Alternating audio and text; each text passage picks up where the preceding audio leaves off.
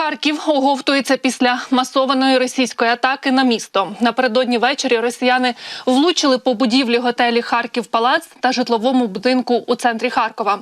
За попередніми даними, увечері військові Росії нанесли по Харкову щонайменше 6 ударів ракетами С-300, повідомили в МВС. За їхніми даними, постраждало 28 людей, серед них двоє підлітків 16 та 14 років. Серед поранених є радник по безпеці команди журналістів німецького медіа, громадянин Великої Британії. Окрім готелю та житлового будинку, пошкоджено також дитячий садок, адміністративні будівлі, магазини, ресторани, торговельні павільйони та автомобілі. Зачепило також і газопровід. Ну і поки рятувальники гасили пожежу, держава-терорист Росія знову вдарила по центру Харкова уже дронами камікадзе типу «Шахед». Уночі 31 грудня в місті зафіксували 4 влучання, які пошкодили цивільні об'єкти – будинки, офіси та кафе. На місцях працюють слідчо-оперативні групи, експерти, вибухотехніки, медики та рятувальники. Перший вибух був здійснений російськими агресорами по готелю, розташованому в центральній частині міста. Там перебували люди. Це центральна частина міста Харкова і це житловий будинок. І на щастя, хочу сказати, що поки ми обслідували практично всі квартири і поки що нема тих, які загинули. Це дуже багато руйнацій і, знаєте, я хочу сказати, якщо б потрапляння було в житловий будинок, в сам житловий будинок, то жахливо було б нас. Як ви можете розцінити сьогоднішній обстріл Харкова?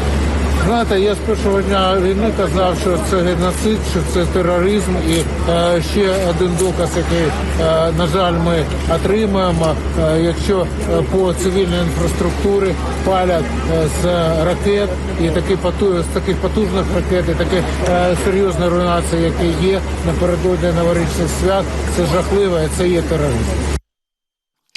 Це дійсно тероризм, тому що загалом у ніч на 31 грудня сили протиповітряної оборони України відбили знову російську атаку дронами камікадзе типу «Шахед». Росіяни випустили по нашій державі 49 безпілотників.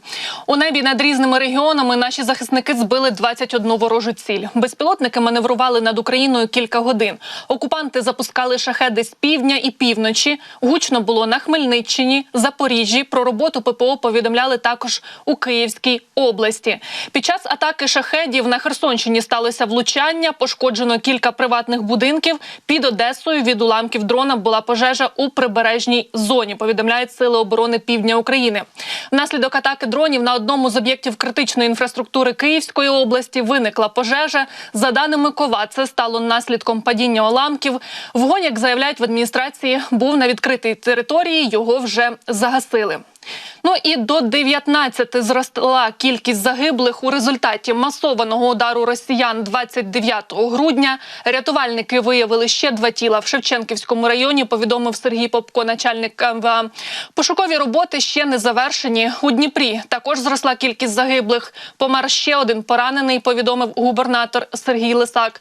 Загалом внаслідок російської атаки загинули 44 українців. 158 отримали поранення. Серед них є важкі. 29 грудня окупанти випустили по Україні понад 100 ракет та дронів. Постраждало майже 120 населених пунктів. Розбиті сотні цивільних об'єктів. Торгові центри, пологовий, дитячі садочки та школи. 1 січня у Києві оголосили День жалоби за жертвами масованої російської атаки. Ну і Володимир Зеленський, президент України, у своєму вечірньому відеозверненні пообіцяв Росії за кожен дрон та ракету відповідь. І за кожен такий удар по Харківщині, по нашій Херсонщині, по містах, селах Донеччини, Запорізькій області, за всі удари по Одесі, Сумщині, по Києву, всім іншим нашим містам, регіонам, за кожен шахет, за кожну російську ракету буде справедлива відповідальність держави-терориста. І політично, і дуже практично. Ми готуємось в наступному році зробити більше зброї. Ми вже маємо чіткий графік нашої міжнародної роботи. У січні ми працюємо з нашими партнерами над рішеннями, яких потребує кожен український воїн, увесь наш народ. наша держава. І ці рішення будуть сильними.